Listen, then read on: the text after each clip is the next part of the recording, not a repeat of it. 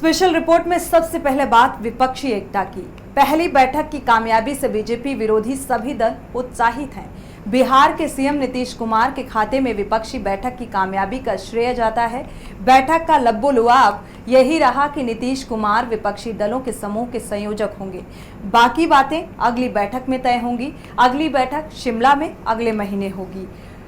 Common minimum programme बनाकर विपक्षी दल जनता के बीच जाएंगे। कौन दल कितनी सीटों पर लड़ेगा, किसे कौन सी सीट दी जाएगी और ये सब अगली बैठक में के लिए टाल दिया गया है।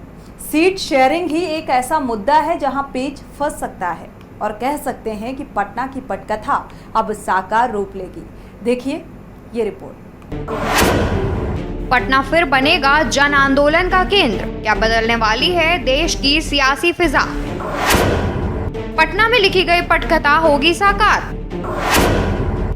1977 का इतिहास दोहराने की राह पर खड़ा विपक्ष। क्या लोहिया और जेपी की तरह नीतीश बनेंगे जननायक? क्या देश की सियासी फिजा बदलने वाली है? साल 1977 का इतिहास दोहराने जा रहा है। दरअसल 2024 में पूरा विपक्ष 1977 का इतिहास दोहराने की राह पर खड़ा है। एक बार फिर तमाम विपक्षी पार्टियां एकजुट होकर गैर बीजेपी सरकार बनाने की कवायद शुरू कर चुकी हैं, जिसकी पटकथा बिहार के सीएम नीतीश कुमार के नेतृत्व में पटना में तैयार की जा चुकी है। जो कुछ भी पटना से शुरू होता है वह जन आंदोलन का रूप ले लेता है।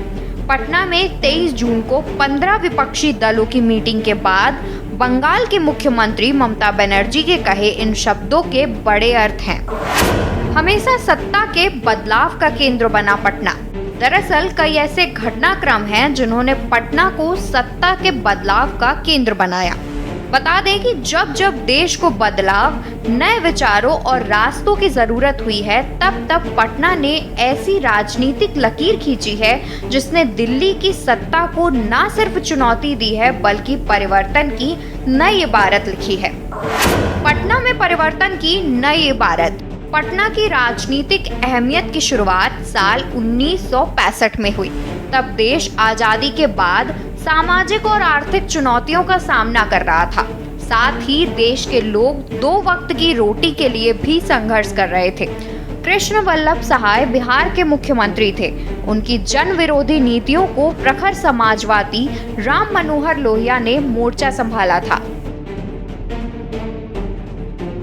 दरअसल साल 1965 में बिहार के मुख्यमंत्री कृष्ण वल्लभ सहाय की जन विरोधी नीतियों को लेकर उबाल था। कांग्रेस नेता और प्रखर समाजवादी राम मनोहर लोहिया ने उन्हें निशाने परख ले लिया था, जबकि सहाय उन्हीं की पार्टी यानी कांग्रेस के नेता थे। देश और बिहार भारी अकाल के दौर से जूझ रहा था। लोग दाने दाने को मोहताज थे और सीएम सहाय हजारीबाग में इंदिरा गांधी के स्वागत में महाभवन भोज का आयोजन कर रहे थे। लोहिया से ये बर्दाश्त न हुआ और उन्होंने पटना में एक जनसभा के दौरान अपनी ही पार्टी के सीएम के खिलाफ मोर्चा खोल दिया।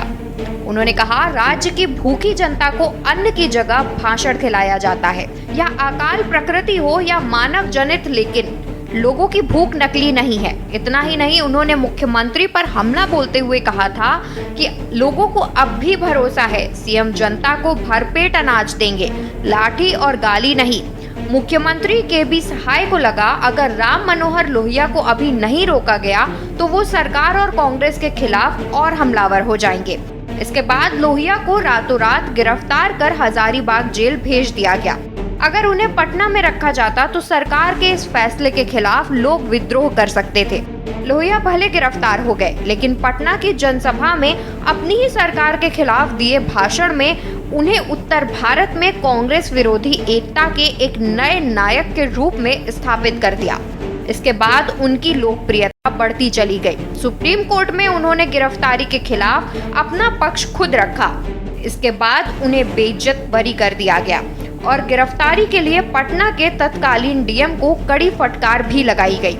इसके बाद अगले दशक में राम मनोहर लोहिया विपक्षी एकता के सबसे बड़े नायक बनकर उभरे और समाजवादियों की लड़ाई के धुरी बन गए।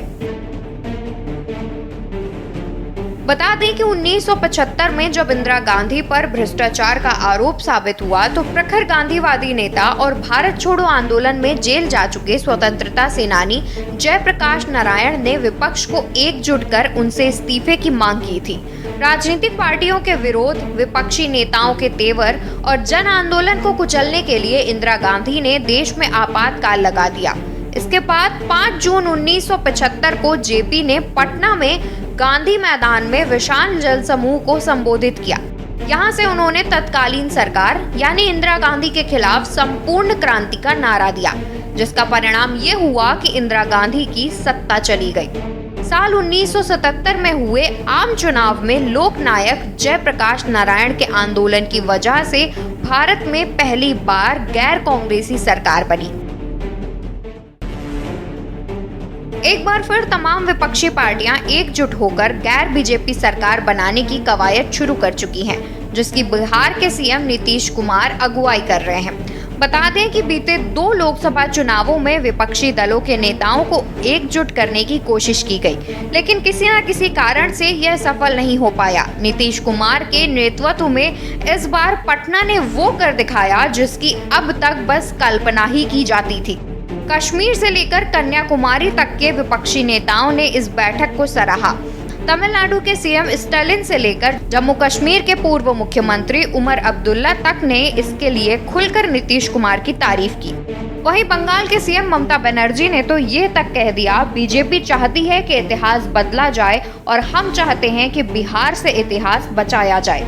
बिहार में भले ही दशकों से आर्थिक विपन्नता रही हो, लेकिन जब बात देश की राजनीति को नई दिशा देने की आती है तो इस राज्य के लोगों और नेताओं ने हमेशा अपनी भूमिका निभाई। अब 12 जुलाई को हिमाचल प्रदेश की राजधानी शिमला में होने वाली विपक्ष की अगली बैठक में सीटों के बंटवारे को लेकर कॉमन मिनिमम प्रोग्राम पर सहमति बन सकती है। इसके बाद विपक्ष का यह चेहरा आगामी चुनाव के लिए अंतिम रूप लेगा। स्पेशल डेस्क के न्यूज़ इंडिया।